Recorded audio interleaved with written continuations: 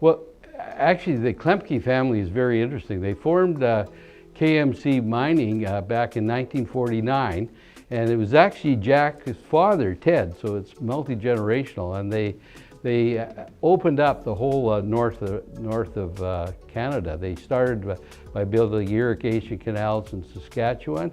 They moved on into places like Yukon, Northwest Territories, Alberta, and very fittingly, they did the road, Highway 63, that went into the oil sands.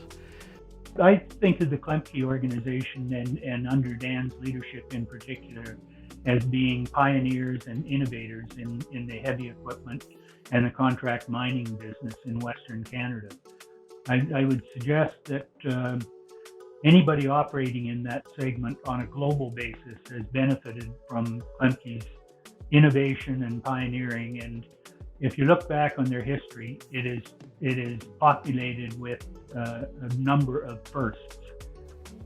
Well, Dan, was part of the business right from the very time I first met the Klemkes.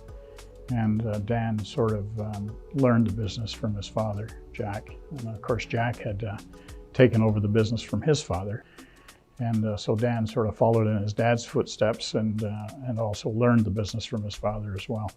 Dan's vision is to lead a company that is characterized by who he is, his integrity, his commitment to people, his commitment to following business practices and principles that would not only provide a good bottom line, but do it in an ethical way. If you're a good man, you'll attract good men. And so he's had a bevy of good men coming through his company, and they make it like their own. I believe that all the organizations that worked with the Klemke organization, the Klemke company, were the better for it. They have a good sense of what the big picture is. We were trying to develop a really good overburden training program with Indigenous people up there in Fort McMurray, working with Cano College. And in order to do that, we needed an area of land. And without question, they said, we will give you that part of our business so you can develop it. So I learned that it's so important to be able to look at the big picture. The involvement of Dan and the Klemke organization with the mining school at the university was quite in-depth and supportive. I think from an industry perspective, KMC will be seen as a company that was innovative, productive, and honest. If they said they were going to do the contract this way, then that's the way they did it.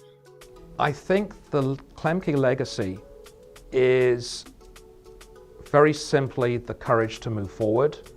And KMC Mining is not a small organization. It is a medium organization that does huge things. It does great things. You don't have to be a massive company in Alberta to do great things.